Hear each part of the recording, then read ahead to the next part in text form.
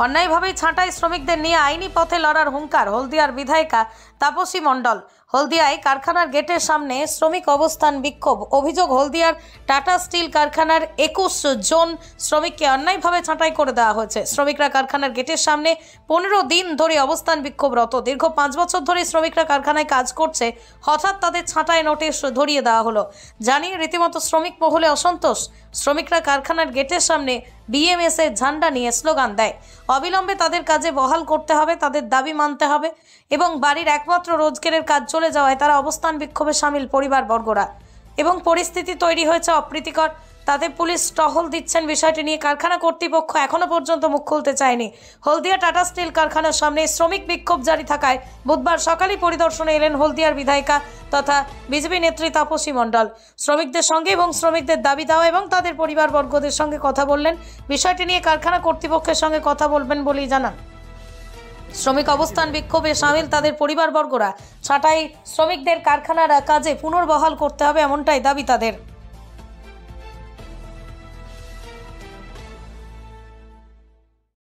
আমাদের পক্ষ থেকে কোনো সাড়া দেননি। আমি এটা বলেছি যে আমাদের এমএলএকে নিয়ে আপনাদের সঙ্গে বসতে চাই এই সমস্যা নিয়ে। কোনোদিনই আমাদের সঙ্গে কোঅপারেশন করেনি। পার্মানেন্ট ইউনিয়নের পক্ষ থেকেও এখন আস্তে আস্তে করে বাধ্য হচ্ছে। সেই জন্য দিলাম আপনাদের কাছে। আপনারা যেহেতু দিলেন আমাকে, আমি চেষ্টা করব ম্যানেজমেন্টকে এই সমস্ত বিষয়বস্তুকে ভাবার জন্য বাধ্য। সেই লেবার্স রুলসেই তাদেরকে আমরা বাধ্য করাবো। তারা যদি মৌখিক কথাতে আলোচনায় যদি না রাজি হয় তাহলে আইনের দরজা খোলা আছে। আইনিভাবে এই ওয়ার্কারদের পাশে আমরা আগেও ছিলাম, আজকেও আছি, আগামী দিনেও থাকবো। যতদিন পর্যন্ত এদের অধিকার আমরা প্রতিষ্ঠিত করতে না পারবো ততদিন পর্যন্ত এদের সঙ্গে আইনি লড়াই করে আমরা তার পাশে থাকবো। কি কারণে এদেরকে বাদ দিল কেন? আপনার কি মনে হচ্ছে যে শাসক একেবারে মানে উদ্দেশ্যপ্রণোদিতভাবে যখন শাসক দল দেখছে তাদের পায়ের তলায় মাটি নেই, শ্রমিকরা আস্তে আস্তে তাদের সেই যে শোষণ নীতি, সেই নীতির বিরুদ্ধে তারা সোচ্চার হচ্ছে, তারা কথা বলার অধিকার ফিরে পেয়েছে এবং ভারতীয় জনতা পার্টির আজকের লড়াই দেখে তারা অনুপ্রাণিত হয়ে এই ভারতীয় জনতা পার্টির ছায়াতলে আসছে। তখনই তাদেরকে ইচ্ছে করেই ম্যানেজমেন্টের সঙ্গে একেবারে যুক্ত হয়ে, ম্যানেজমেন্ট সেই টিএমসি ইউনিয়নের সঙ্গে যুক্ত হয়ে শ্রমিকদের দাবিয়ে রাখা, শ্রমিকদের অধিকারকে ক্ষুণ্ণ করাই তাদের একমাত্র লক্ষ্য। কারণ তাদের যে ক্ষমতা, সেই ক্ষমতা চলে যাওয়ার ভয় এবং শ্রমিকরা যে তাদের পাশ থেকে সরে যাচ্ছে সেটা তাতে তারা সন্ত্রস্ত, ভীত হয়ে পড়েছে। 5 বছর কাজ করার পর হঠাৎ করে আমাদের সিকিউরিটি, আমরা হলদিয়া টাটা স্টিলে সিকিউরিটি কাজ করছি, হঠাৎ করে আমাদের কাজ বন্ধ হওয়ার জন্য আমরা আজকের অবস্থান বিক্ষোভে আন্দোলনে নামছি।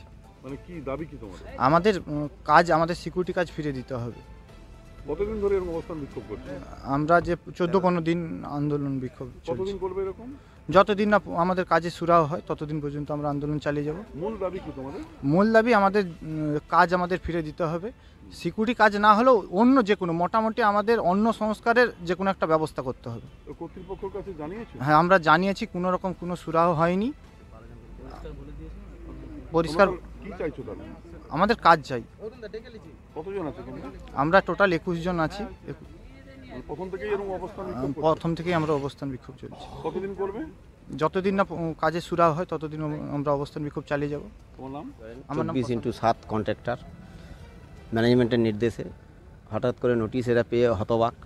এরা স্থানীয় যে আইএনটিটিসি ইউনিয়ন আছে তাদের দ্বারস্থ হয়। তাদের দ্বারস্থ হওয়ার ফলে তারা আশ্বস্ত করেন যে হ্যাঁ, এই বিষয়টা নিয়ে আমরা দেখব। কিন্তু দিনের পর দিন ঘুরিয়ে এদের সঙ্গে নিয়ে দেখা গেল কোনো সুরাহাই হচ্ছে না। শেষমেশ ওরা বলল তোরা যেখানে খুশি যা। তো এনারা এমএলএর কাছে আমাদের গিয়েছিলেন। এমএলএ মহাশয়া পাঠিয়ে দিলেন আমার কাছে যে আমাদের হলদিয়া এখন নেতৃত্ব দিচ্ছে চন্দন প্রামাণিক, তার কাছে যাও। এরা সঙ্গে সঙ্গে আমার কাছে আসে। আমি বিজেপি সংগঠন করে বলেই বাদ দিয়েছে? না, তার কোনো ইয়ে নেই, বাধ্যবাধকতা নেই। এই জবটাকে এরা শেষ করে দিতে চাইছে। একটা পাঁচি তুলেছে মাঝপথে। এরা বলছিল যে 12 জন রেখে 9 জনকে ছেড়ে দেবো। আমাদের দাবি ছিল বা এই সিকিউরিটিতে দাবি ছিল যে বাকি 9 জনকে আপনি প্ল্যান্টের যে কোনো জায়গায় লাগিয়ে দিন, যাতে তারা কর্মসংস্থানের সঙ্গে যুক্ত হতে পারে, তাদের জীবিকা অর্জন যাতে না বন্ধ হয়ে যায়। তো কি জানি কি হলো, হঠাৎ করে টোটাল নোটিশ দিয়ে সবার কাজ ছাঁটাই করে দিচ্ছে। আমাদের দাবি হচ্ছে আপনারা পোর্টাল খুলে দেখে নিতে পারেন, প্রত্যেক মাসে টাটা স্টিলে 2 জন 4 জন 6 জন 8 জন 10 জন এমনকি 16 জনও পর্যন্ত রিক্রুটমেন্ট হচ্ছে প্রত্যেক মাসে। আপনারা পোর্টাল খুলে দেখে নেন, আমার কথা বিশ্বাস করতে হবে না। সেই জায়গাগুলোকে এই ছেলেগুলোকে লাগানো যাচ্ছে না, অবৈধভাবে পোর্টালের নাম করে ছেলেদেরকে বিভিন্ন জায়গা থেকে ছেলে তুলে এনে লাগাচ্ছে, আর স্থানীয় ছেলেদেরকে এভাবে বঞ্চিত হতে হচ্ছে। যে ছেলেগুলোর কাজ আজ হারাচ্ছে তারা প্রত্যেকে কিন্তু 1.5 কিলোমিটার দূরের বাড়ি, এই প্ল্যান্ট থেকে সামান্য 1.5 কিলোমিটারের মধ্যে এদের সব প্রত্যেকের বাড়ি। কারোর বোনের ব্রেস্ট ক্যান্সার, কারোর দাদুর 2,500 টাকা করে ঔষধ যায়, কারোর বাবা অসুস্থ, কারোর মা অসুস্থ, বিছানাসজ্জা। এই মুহূর্তে এই ছেলেগুলো কোথায় যাবে? আমাদের দাবি এদের কাজ ফিরিয়ে দিতে হবে। আপনি যদি মনে করেন ওই জবটা আমরা তুলে দেবো, তাহলে এই প্ল্যান্টের যে কোনো জায়গায় এদের কাজের সুরাহা করে দিতে হবে, এটাই আমাদের দাবি। আমার নাম চন্দন প্রামাণিক, পূর্ব মেদিনীপুর জেলা বিএমএস-এর সেক্রেটারি। দেশ থেকে বিদেশ, জেলা থেকে ব্লক, রাজনীতি, খেলা, বিনোদন সমস্ত খবরে টাটকা আপডেট পেতে সাবস্ক্রাইব করুন আমাদের চ্যানেল হলদিয়া লাইভ।